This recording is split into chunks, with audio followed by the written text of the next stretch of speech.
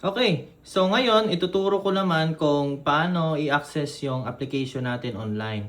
So ito po again ay na-access siya gamit yung Gmail account nyo para exclusive po talaga yung mga ginagawa nyo, yung mga project save nyo at yung mga sizing nyo sa inyong account lang at kahit naman ako ay hindi ko nakikita. At yung mga email nyo pala ay super secured kasi yung gamit ko nga dito is Google pa rin. So Firebase yung gamit kong technology behind this database. So, to prove it, punta tayo dito sa ano.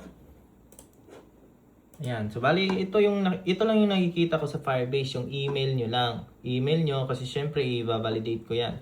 Pero, with regards to password po, wala po akong nakikitang password dyan. Tsaka, imposible po talagang makuha mo yung password mo. So, dito is user ID. User ID lang po yan ng application. Wala nang iba. Okay? So, super secured po talaga ng mga accounts natin sa app na to. Okay? So, bali, yung gagawin mo una is punta ka ng Chrome. Okay? So, bakit Chrome? Kasi dito sa Chrome ay naka-install na yung email nyo, yung Gmail nyo. Okay?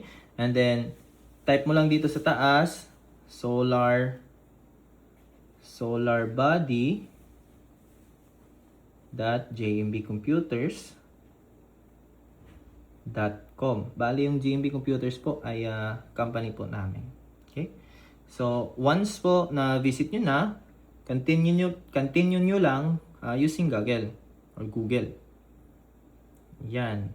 And by the way, pwede po siyang ma-access dun sa laptop. Yung pinapakita nyo ko po sa sa isang video ay gamit po yung laptop. Okay? So, kunyari itong email yung gamitin ko.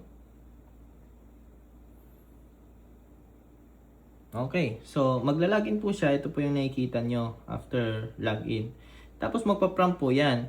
Meron po kayong 1 hour na free trial kung gusto nyong i-test mo na yung application or mag-annual subscribe na po kayo. So, kung gusto nyong annual subscription, request for annual access lang. Ayan. Bali, yung app pala natin is per year, since annual siya, is 2.5 only. Okay?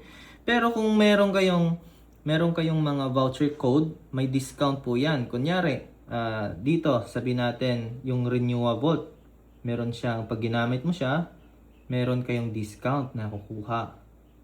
Renewal Vault 2026. Yan.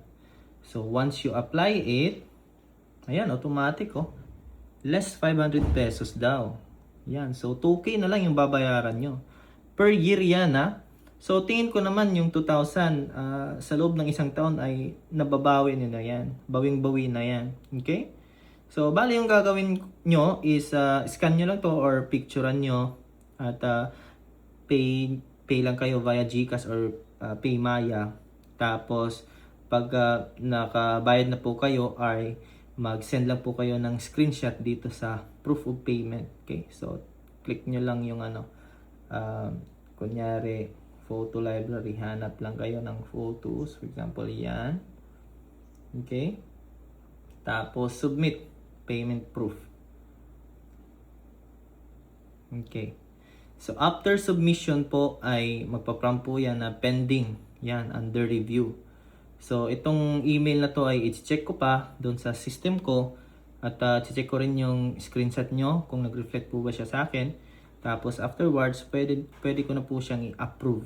Okay? So, madali lang din naman mag-approve. Isang click of a button lang. So, yun lang po yung natin. Yung ways to register and open yung account natin. And by the way, pwede rin siya sa laptop. Ito lang yung nyo. Ito lang yung i-type nyo. solarbody.jmbcomputers.com. So thank you so much for watching.